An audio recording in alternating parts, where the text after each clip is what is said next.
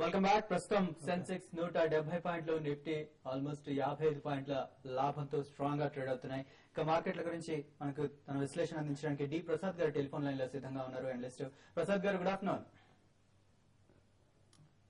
ప్రసాద్ గారు, good afternoon.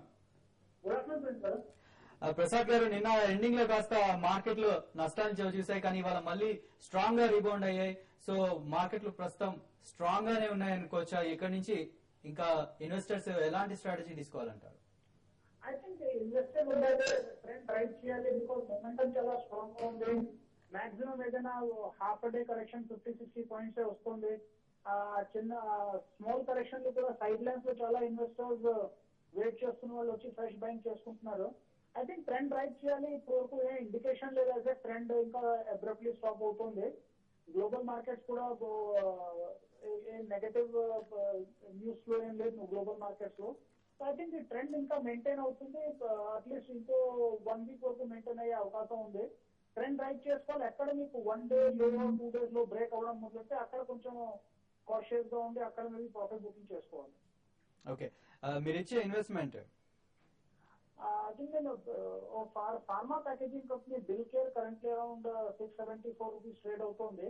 ఇది Bombay BSE లోనే ట్రేడ్ అవుతుంది. బేసిక్లీ ఇది ఫార్మా ప్యాకేజింగ్ కంపెనీ. వీళ్ళ ఫార్మాసిటికల్ కంపెనీస్ కి యూనిక్ ప్యాకేజింగ్ ఇన్నోవేటివ్ టెక్నాలజీస్ వీళ్ళ దగ్గర ఉన్నాయి. ఈ వరల్డ్ ఓవర్ అంతా ఫార్మా ప్యాకేజింగ్ బేసిక్లీ బాటిల్ నుంచి అల్యూమినియం స్టిక్ నుంచి బ్లిస్టర్స్ వచ్చేస్తుంది నెక్స్ట్ 2-3 years లో. సో దీంట్లో బిల్కేర్ కి చాలా ఆపర్చునిటీస్ వస్తాయి. రీసెంట్లీ వీళ్ళు అక్విజిషన్ కూడా చేశారు. దీంట్లో వీళ్ళకి టాప్ లైన్ ఆల్మోస్ట్ 70-80% ఇంక్రీజ్ అవుతుంది. ఇది కాకుండా వీళ్ళు గ్లోబల్ క్లోనింగ్ టెక్నాలజీస్ లో నాన్ క్లోనబుల్ సెక్యూరిటీస్ టెక్నాలజీస్ వీళ్ళకి ఎక్స్పర్టీస్ ఉంది. దాంట్లో ఆ టెక్నాలజీ కమర్షియలైజ్ అవుతుంది వెరీ షార్ట్లీ. సో దాంట్లో చాలా ఇన్నోవేటివ్ టెక్నాలజీస్ ఉన్నాయి.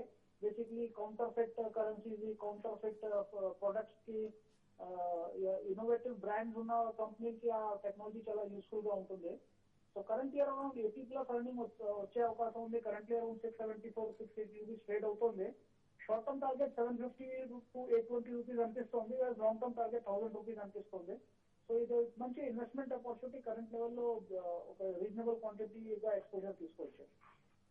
Okay, thank you very much Prasad గారు. ఇక నెక్స్ట్ కాలర్ మనకి హైదరాబాద్ నుంచి ప్రసాద్ గారు ఉన్నారు. హలో. నమస్తే అండి. నమస్తే అండి, చెప్పండి. డైమండ్ పవర్ ఇన్ఫ్రా గురించి షార్ట్ టర్మ్ ఎట్లా ఉంటుంది, లాంగ్ టర్మ్ ఎట్లా ఉంటుంది? డైమండ్ పవర్ ఇన్ఫ్రా ట్రాక్ చేయట్లేదండి, స్టాక్ డీటెయిల్స్ కనుక్కొని చెప్పగలుగుతా ఉంటారు. ఓకే అండి, తప్పకుండా మీకు డీటెయిల్స్ కనుక్కొని త్వరలో వివరాలు అందించే ప్రయత్నం చేస్తాను. నెక్స్ట్ కాలర్ మనకి రమేష్ గారు ఉన్నారు. హలో. హలో రమేష్ గారు, చెప్పండి. ఆమ్నిటెక్ ఇన్ఫో సొల్యూషన్ అండి, 240 బై చేసిన నేను. ఇవాళ ఫ్రెష్ మూవ్ వచ్చిందండి స్టాక్ లో. Hold on to the stock అండి. One of the better mid cap IT stocks అండి. ఇన్ఫాక్ట్ కార్పొరేట్ గవర్నెన్స్ లో స్మాలర్ కంపెనీస్ లో one of the best corporate governance అని అవార్డు వచ్చిన కంపెనీ కూడా last time business today and dealer కడాలన్నమాట.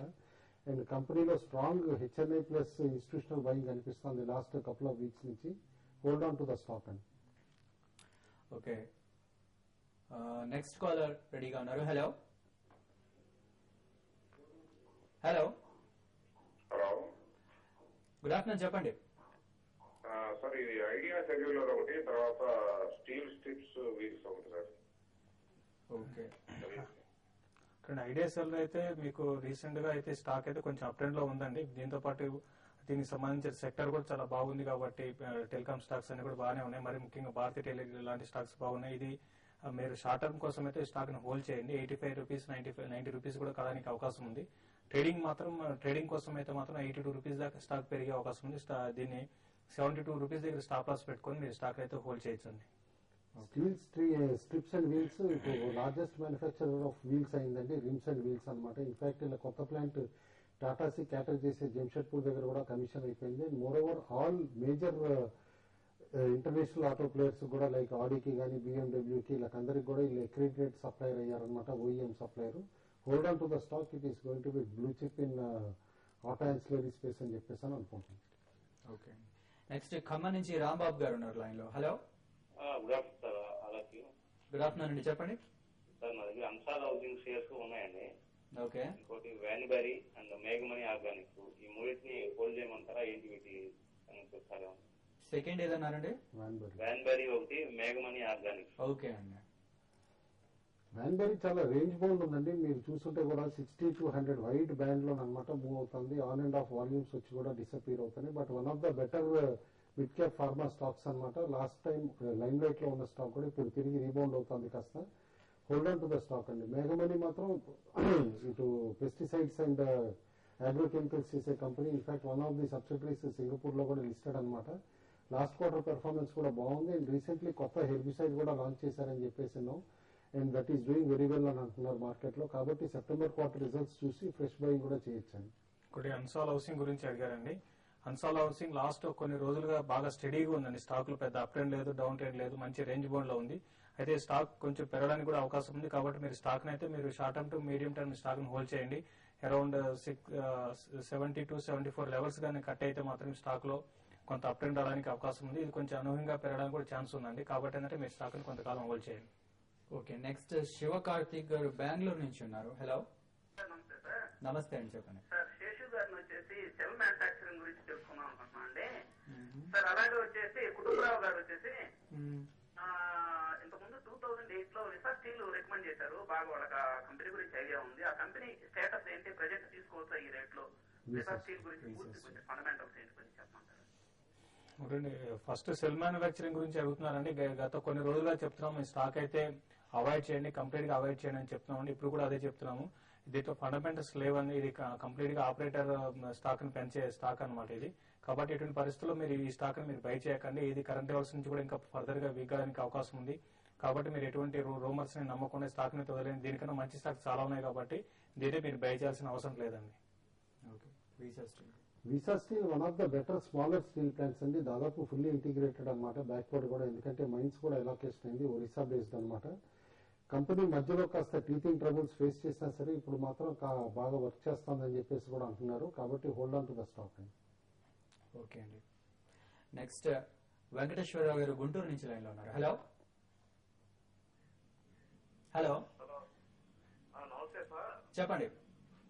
Sir నేను Lakshmi Vilas bank వచ్చేసి 130-150 లెక్క నేను 800 తీసుకున్నాను సార్.